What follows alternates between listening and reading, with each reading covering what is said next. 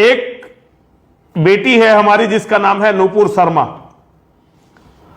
अभी वो एक दिन किसी टीवी पर बैठी हुई थी और वहां कोई मुसलमान उसके साथ बदतमीजी कर रहा था, तो उसने एक दो बात मोहम्मद के बारे में बता दी, उड़ने वाले घोड़ों के बारे में, और आयशा के 6 साल के निकाह और 9 साल उसने बता दिया।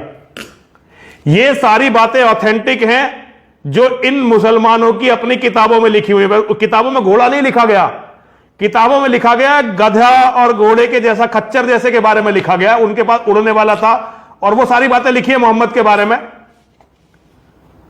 लेकिन ये इनकी सबसे बड़ी दिक्कत ये है कि जब इनके बारे में कोई बोल देता है, सच बोल देता है मोहम्मद और कुरान के बारे में, तो ये बौखला जाते हैं। असल में ये एक अपराधियों का गिरोह है। ये अपराधियों का गिरोह कभी भी ये नहीं चाहता कि इनकी असलियत को दुनिया समझे और इनकी असलियत को दुनिया जाने। इसीलिए ये अपराधियों का गिरोह सच्चाई को लोगों के सामने नहीं आने देना चाहता। मैं पहले भी कई बार बोल चुका हूं कि यदि मुसलमान इस्लाम की सच्चाई को जान जाएंगे तो वो इस्लाम को छोड़ देंगे। और अब ये सच धीरे धीरे हिंदू बोलने का साहस करने लगे हैं। पहले हिंदू बोलते नहीं थे इन बातों को, और नेता तो बिल्कुल नहीं बोलते थे। ये जो मेरी बेटी है नूपुर शर्मा, ये भारतीय जनता पार्टी की कोई पदाधिकारी है, मैं जानता नहीं हूं इसे, लेकिन ये जो बोल रही थी बिल्कुल सच बोल रही थी। अब एक सवाल आता है, एक महिला आयोग की अध्यक्षा हैं जिनका नाम है रेखा शर्मा, हमारी बहन है, छोटी बहन, हमसे छोटी होंगी उम्र में। उन्होंने हमारे ऊपर कई रिपोर्ट लिखवाई हैं, पता नहीं कहां कहां से वो हमारे ऊपर रिपोर्ट लिखवाती रहती हैं, और हमें 1 महीना 2 दिन अभी उन्होंने जेल भिजवाया। रेखा शर्मा जी की रिपोर्ट पर ही उनके संज्ञान लेने के कारण 1 महीना 2 दिन हम हरिद्वार में जेल में रहकर आए। दूसरा धर्म संसद वाला भी केस था, लेकिन एक रिपोर्ट उनके महिला आयोग की तरफ से भी हुई थी। मैं निवेदन करना चाहता हूं रेखा शर्मा जी से, मेरी बहन जरा ध्यान से सुनो, नूपुर शर्मा के बारे में किस तरह से जिहादी चिल्ला रहे हैं।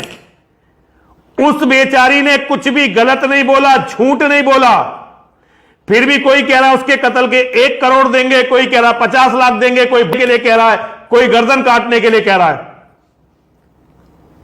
आज क्या आपने आंखें बिल्कुल बंद कर ली हैं, या आपने महिला आयोग के पद से इस्तीफा दे दिया है, या आप केवल मुझ जैसे महात्मा को, साधु को जो अपने धर्म के लिए लड़ रहा है, केवल मुझे ही टारगेट कर सकती हो।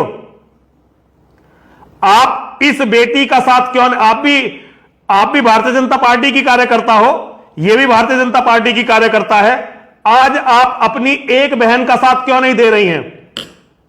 जरा ध्यान दीजिए।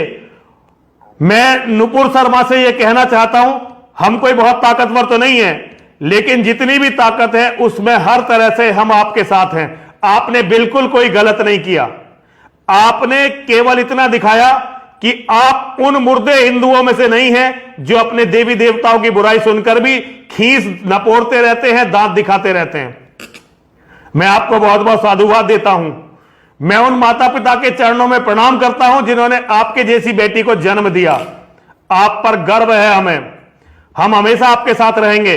और जिहादियों, मैं तुम्हें एक चेतावनी देना चाहता हूं, बहुत हवन कर लिया है तुमने खून से, बहुत खून बहा लिया है तुमने मानवता का।